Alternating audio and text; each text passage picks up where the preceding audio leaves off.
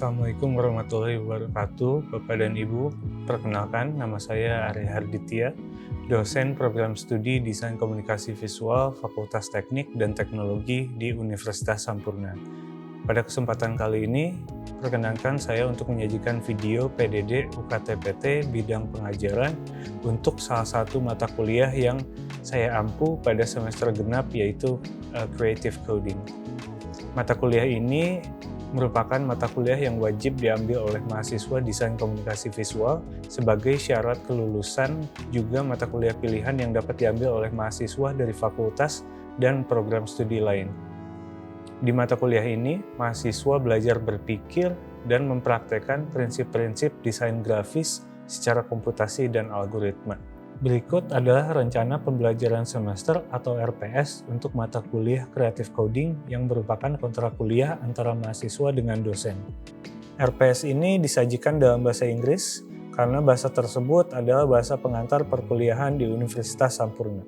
Di dalam RPS ini terdapat deskripsi mata kuliah di mana mahasiswa dapat mengerti kemampuan dan capaian apa yang akan mereka dapatkan pada mata kuliah ini. Lalu capaian itu dijabarkan kembali menjadi capaian pembelajaran lulusan atau CPL dan diturunkan menjadi capaian pembelajaran mata kuliah atau CPMK. Pada RPS ini terdapat pula rekomendasi buku yang tersedia di perpustakaan kami untuk melengkapi pengetahuan mahasiswa terkait mata kuliah ini. Dilanjutkan dengan kebijakan-kebijakan dalam perkuliahan yang sudah ditentukan oleh universitas.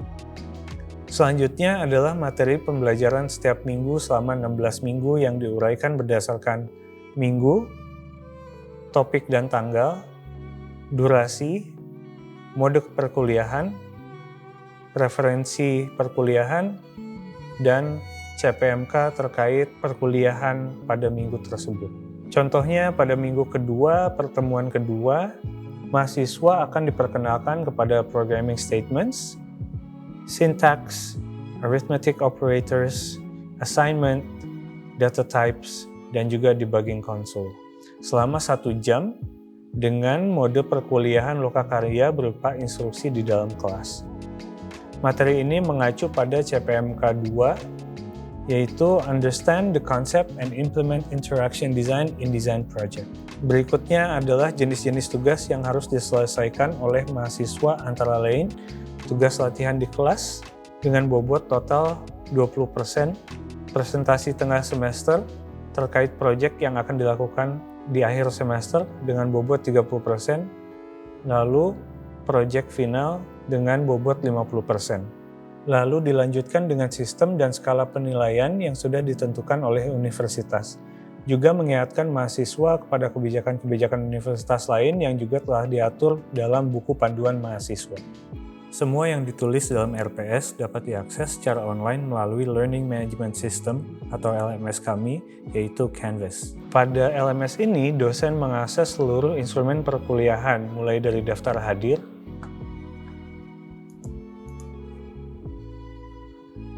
jenis-jenis tugas yang diberikan kepada mahasiswa,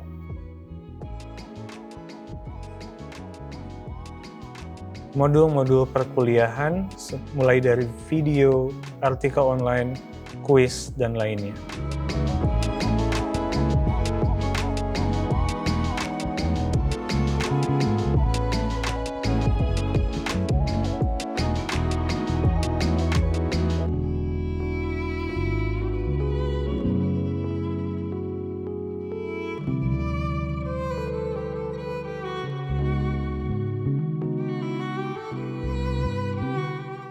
Pada halaman muka LMS, dosen dapat menyesuaikan dengan gaya mengajar dan kebutuhan kelasnya. Dalam hal ini, saya menyediakan tautan untuk daftar grup Teams dan asistensi atau konsultasi di luar jam perkuliahan. Mahasiswa pun mempunyai dashboard serupa untuk mengetahui umpan balik dosen untuk tugas-tugas yang sudah diselesaikan maupun nilai-nilai tugas tersebut. Itulah rencana perkuliahan yang saya siapkan untuk mata kuliah ini. Berikutnya, saya akan menunjukkan bagaimana kegiatan perkuliahan untuk mata kuliah ini berlangsung di kelas dengan menggunakan metode Delivery, Interaction, and Assessment atau DIA. Okay, good afternoon everyone. Welcome back to Creative Coding class. Today we're going to discuss and exercise a little bit about variables. So if we have a look at our canvas, there's an example of what a variable is. So basically a variable is something that you can assign to. Yeah? So we can assign two things to a variable. The first one, we can assign a number, and the second one, we can assign a string. Yeah, string meaning it's a text. So let me show you here as an example. So in JavaScript, we are declaring. We need to declare,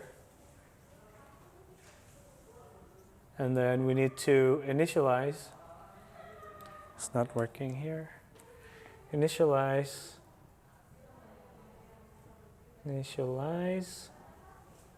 and then we need to deploy.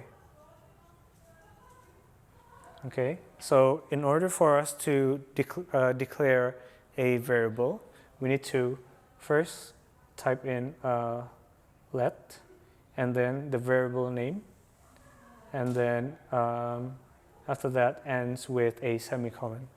All right, for the variable name, it is recommended for you to write everything in camel case. When everything starts, everything that's working. Camel case. Okay. Camel case. Right. Yeah. So here, for example, if we're trying to assign an x coordinate to a circle, we're going to write in a circle x, something like that. Yeah. So it starts small and then it ends with a capital. All right. And then here once we have declared this, we can initialize. So for example, circle x is equal to 10. Yep. And then we deploy.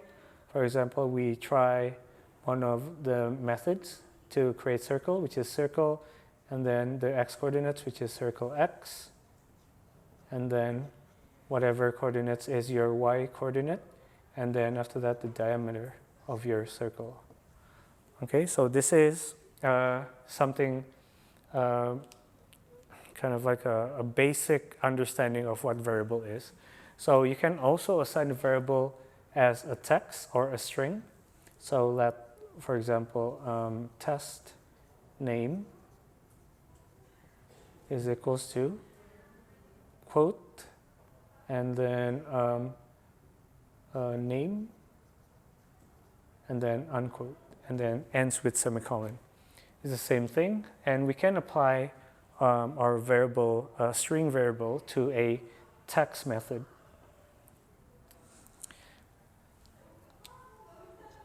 The text method is getting worse. This one. Text, and then this is your test name. Yep, so the text comes first, and then the coordinates of your text. Okay, ends with semicolon.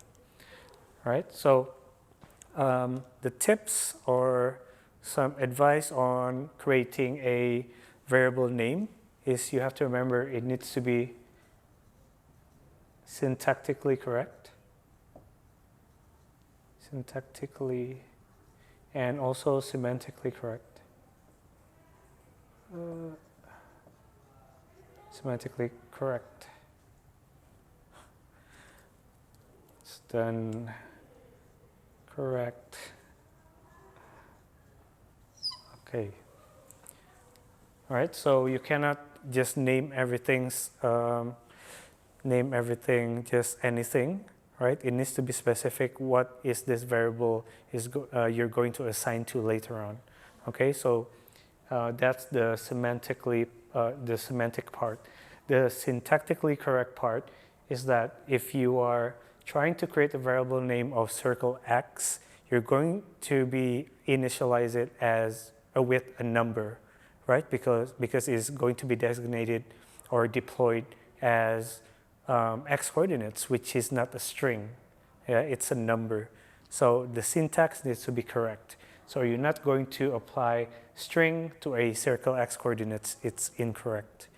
Okay, so, and now you're not going to create a test name of a number, right? A test name needs to be a string. Okay, so that's the basic understanding of what we're trying to do today. Now, we're going to start from the basic. I want you to open up a P5 editor. So if you guys can open up editor.p5js.org. Let's open that up on your browser. So here, the P5JS editor is an online integrated development environment, right? We can code everything here online. And JavaScript is actually a web browser programming language. So basically, we do everything inside of this browser, which is convenient. Yeah, previously, we code things.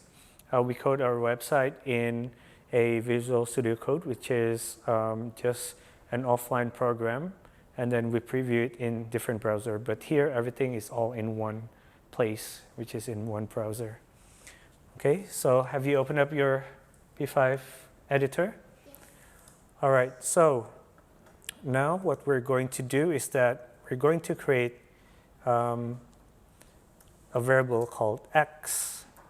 We're going to declare a variable called x.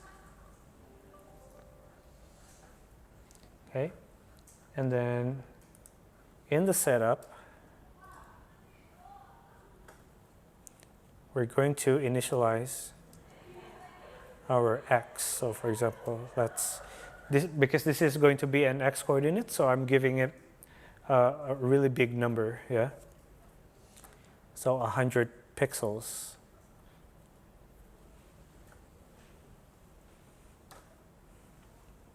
Okay, now before we move on, we want to also be able to debug our variables, yeah? We need to check if x is actually 100. Right, so the way we do that is we're going to type in console.log and then check x. And this will appear in your console window over here. Okay. Let me have a look what you've typed. All right, you got that right. Got it right as well. Cool, so when we run this code, we should have in our console window, we should have number 100. Okay, that's already correct, yeah?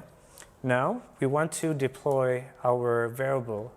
So, we're going to type in a method called circle, and then we're going to deploy our x variable.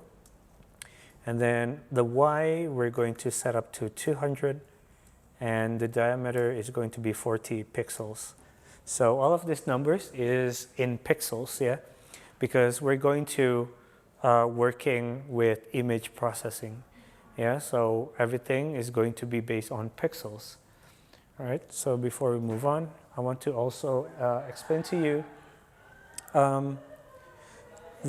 our canvas is 400 by 400. Yeah, everything 0, 0 is here. X, Y, 0 is here. Starts here, right? And then this is 400, 0. And this is 400 by 400. So it kind of like, if you're in Photoshop, if you're trying to scale up a rectangle, yeah, so basically that's how the canvas works. Yeah, so it starts from the top left and it ends from the bottom right, to the bottom right. Okay, so here, if we have a look, our circle X is 100. So it's around here. And then 200 is around here. So basically it's going to be, it should be over here, yeah? So let's try. There we go. Right, so this is 100 and 200 in coordinates. Okay, so we can also apply this as I exemplified on the board there. We can also apply this to a text. Yeah, so basically how the text works in P5 in JavaScript, there's a, let me give you some room here so everybody at the back can see. So there's a method called text, and text takes on a string. Yeah, so this is my circle. And then comma, after that it takes on x coordinates. So we're going to use our x there. Then also 200 for the y coordinates. So this is the method that takes on a syntax of string, x coordinates, and y coordinates. Okay, so that's for text. And let's see if we run this. There we go. We have a text here. This is my circle. Does it work on you? Okay, cool. Ikram, are you following as well? Cool. Oh, Angel, it's a pro. Already a pro. All right, so this is pretty basic. Yeah? This is pretty basic. You know, we kind of want to design things, right, a little bit. So by default, our circle, by default, it's going to look like this. It has outline and a white fill, right? So first we want to get rid of the outline, yeah? So if we have an outline, what do we call in Photoshop? Stroke, right? If we don't, let's try that first, okay? So there's actually a method called stroke. And that stroke, it takes on 3 syntax. What do you think those syntax are? Thickness? No, I wish. I wish one of the syntax is thickness. It would makes our life easier. 3, what is 3 things? No, in design. Yeah. RGB? Yes, the red, green, and blue, right? Those combination, right? So you can, oh, sir, it's really hard, right? RGB, I don't get that. How do I find the correct formula for the right color that I want? Luckily, you can just go RGB color picker.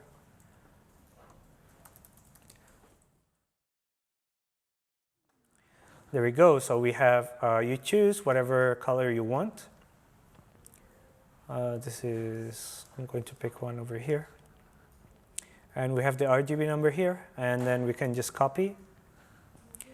Go back here to the stroke, just paste. Don't forget that semicolon. Apply. Okay, so the result is interesting. Eh?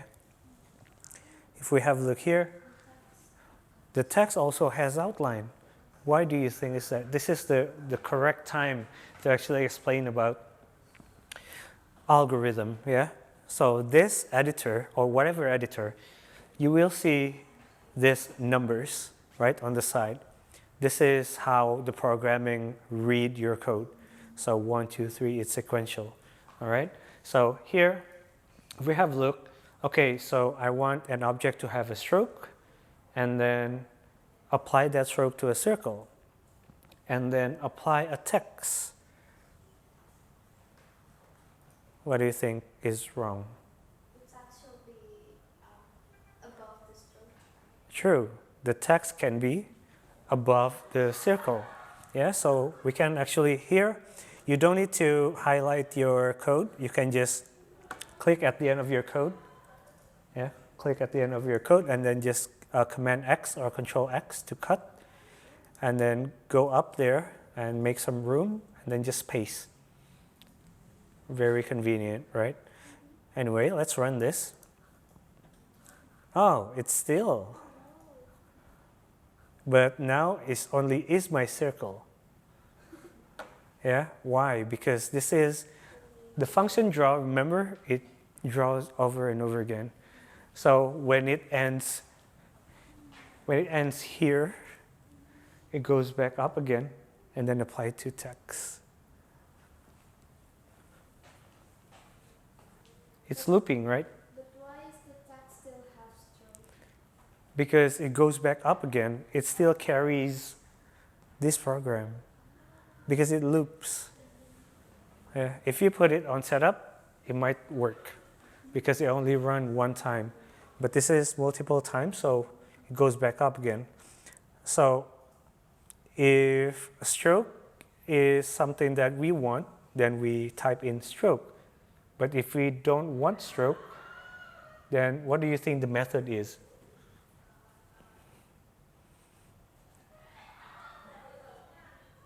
We type in stroke if we want any stroke.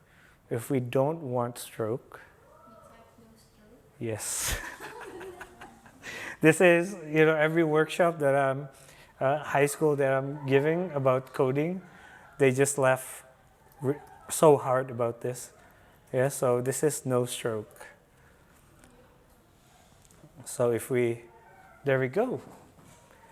No stroke anymore, right? Because this is every time, even though the text is up there, it goes back, it loops, and then it erases the stroke, and then draw the text, and then create a stroke, and in those loops, yeah? So this is what we call an algorithmic thinking. Sometimes, the human thinking, the logic thinking, doesn't really do well with how the computer thinks. Yeah, so this is something that I want to see you struggle with this kind of things, yeah, throughout the semester. Okay, so again, we're going to fix why can't I see the word this in here? Why is this covered? Previously, it doesn't. The circle is on the bottom. Yeah, so the circle is called after the text. Yeah, so this works like layers in Photoshop or Illustrator, yeah, or whatever design program that we usually use. So consider, usually in layer, the one on the top is going to be on the top layer, right? But here, the one on the bottom is going to be on the top layer. Yeah, so this is going to mess with your head, but this is going to exercise or train you with some algorithmic thinking. Okay, so I'm going to, there we go. Yeah, and you can also apply this to many shapes as well. Yep, some of the really good exercise about this is maybe once I create a circle, and then another one I'm going to create something else. So you can just copy paste. The next one I'm going to create a rectangle. Okay, but again, the rectangle is right on top of the circle. So how can we move the rectangle over here using the same variable without creating any more? Add numbers to the variable, yeah? So we recalculate the variables with a certain number that we want. Okay, so here what we have is the x coordinate plus whatever pixels that you want to add to it. Okay, and then there we go. Yeah.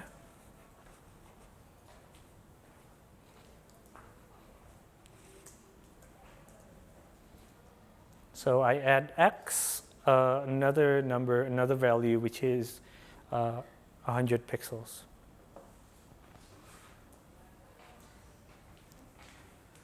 Cool. All right.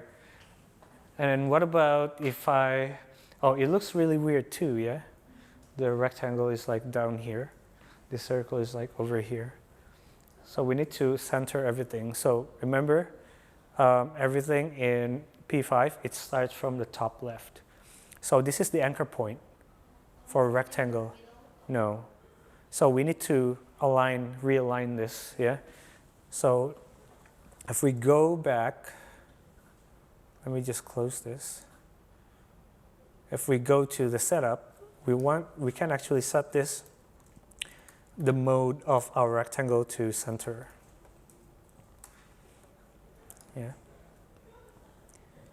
And if we play this, there. So this is how we change our anchor point from the top left to the middle. Yeah? For the circle, the anchor point is already. By default, yeah. At some point, you know how program goes. They usually goes whatever they want to do. Yeah, the program sometimes they go berserk, and there's actually another method for the ellipse. If only the ellipse doesn't take on the middle anchor point, we can use an ellipse mode center. But in this case, we don't need that. Yeah. So everything is going fine, rec mode, center, and then everything is center. Right, again, I don't want any stroke on my rectangle. And then I want to actually recolor my rectangle. So what do you think the command is? Yes. And it takes on also 3 syntax, the RGB. Yeah, so I'm going to do exactly the same thing. I'm just going to, copy paste the stroke here.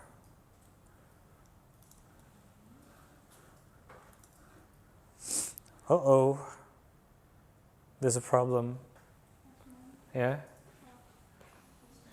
Yeah, everything becomes the same color, right? So now every single elements that we have put here needs to cover with the same methods, meaning that it needs to have a fill, it needs to have whether it has a stroke or not, yeah, and also, the coordinates and everything. All right. So we're going to fix that. You're going to fix that for me, yeah. I'm just going to fix mine. So here, we can also call, you can also, if let's say the color that you want to call is some basic color, just like in CSS, JS it's smarter than CSS. It can understand CSS as well. We can call a string called black, and JavaScript will understand that color here. Okay, so for example that, and then, it has this color, rectangular color on the side. Also going to, I don't want to create any fill for my circle.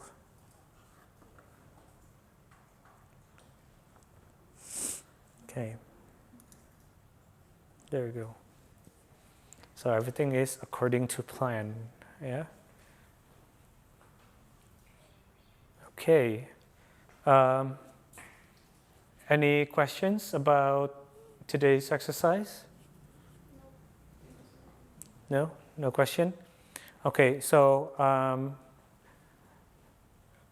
I want you to recreate this, yeah? Recreate this exercise. Create a circle and a rectangle and also a triangle, yeah, and submit those in Canvas. All right. If you submit, you will get the entire point for this exercise. Okay. Thank you very much, everyone, for attending this class, and I'll see you again next week. Thank you.